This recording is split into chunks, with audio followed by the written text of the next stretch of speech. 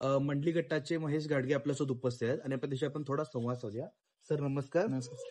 हसन मुश्रीफ यांच्या सून सेरेंदा मुश्रीफ यांच्या विरोधात मंडली गटाकडून म्हणजे शिवसेना शिंदे पक्षाकडून नुरजा नायकवडी यांचा अर्ज भरण्यात आला होता.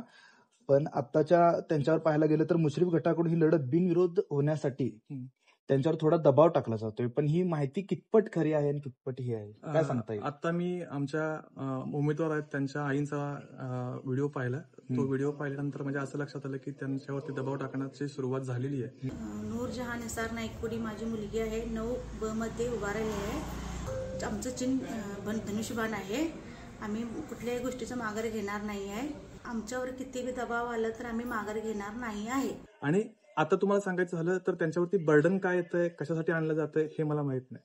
जर लोकशाहीचा गळाच घोटायचा असेल तर तुम्ही याच्या आधी सांगितलं असतं आम्हाला की आम्ही बिनविरोध इलेक्शन करणार आहे, तर आम्हीही तुम्हाला सांगितलं असतं की ठीक आहे, तो तुमचा निर्णय आहे, आम्ही आमच्या जनतेच्या न्यायालयात चाललोय.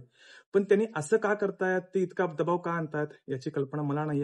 आपले उमेदवार नुरजा यांना आपण कुठे आज्ञास्थळी ठेवलेलं आहे, त्याविषयी काय प्रतिक्रिया? नाही हे बघा सर, नुरजहां नायकवडींना आम्ही आज्ञास्थळी ठेवलेलं नाहीये. नुरजहां नायकवडींना आम्ही आज्ञास्थळी ठेवणार का? अबा आम्ही जनतेच्या दरबारात गेलोय, आम्ही जनतेसोबत आहे, जनता आमच्यासोबत घेऊन जायचा आमचा प्रयत्न आहे. आम्ही नुरजहां नायकवडींना कशाला आज्ञास्थळी ठेवू? आम्ही कुणालाही आज्ञास्थळी ठेवलेलं नाहीये.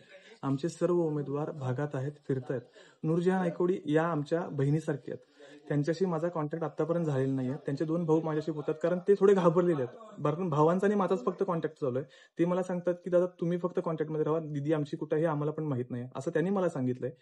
आता तुम्ही दादा म्हणजे त्यांच्या म्हणजे 2 भाऊ आहेत त्यांचे, ते 2 भाऊ मला एवढंच सांगतात की दिदी आहे, सेफ आहे, फक्त तुम्ही कॉन्टॅक्टमध्ये राहा. कारण काय आहे, शेवटी हे बघा, आम्ही त्यांना उमेदवारी दिलंय. समोर असलेल्या व्यक्ती खूप मोठे आहेत, त्यांच्याशी आम्ही टक्कर घ्यायला चाललोय. ते कुठलेही सामदाम दंड वापरू शकतील.